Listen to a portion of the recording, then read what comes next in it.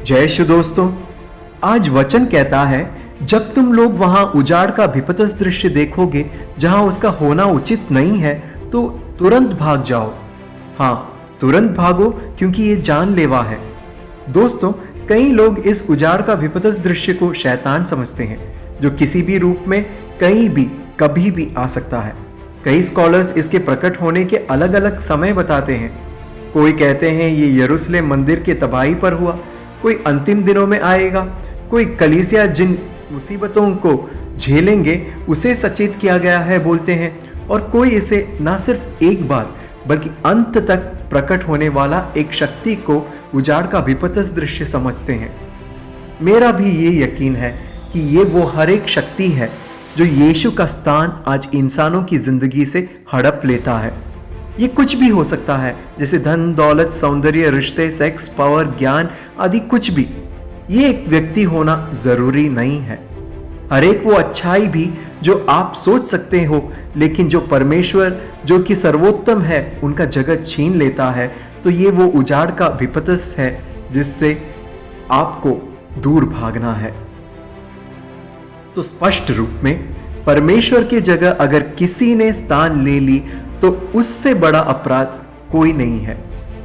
पापा जॉन 23वीं एक अंतरिम पापा थे, मतलब जो बीच के समय को पूरा करने नियुक्त किए गए, और जब वो चुने गए तो वो बहुत बूढ़े थे, इतना कि सब सोचते थे कि उनकी मृत्यु जल्दी होगी, और हुई भी।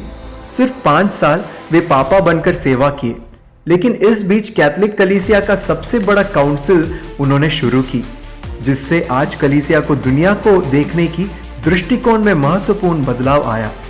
ये हद तक कि कोई भी कैथलिक आज वतिकान काउंसिल सेकंड की किताब पढ़े बिना कैथलिक कलीसिया का कोई भी रवैया पेश नहीं कर पाएगा।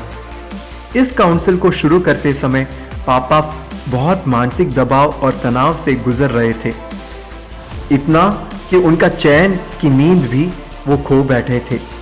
एक दिन रात को सोते वक्त उन्होंने एक आवाज सुनी, जॉन, कौन चर्च को नेतृत्व देता है, मैं या तुम?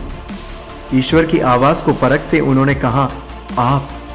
तो फिर से आवाज आई, ऐसा है तो तुम अपने को इतनी गंभीरता से मत लो, बल्कि सब कुछ मुझ पर छोड़ दो।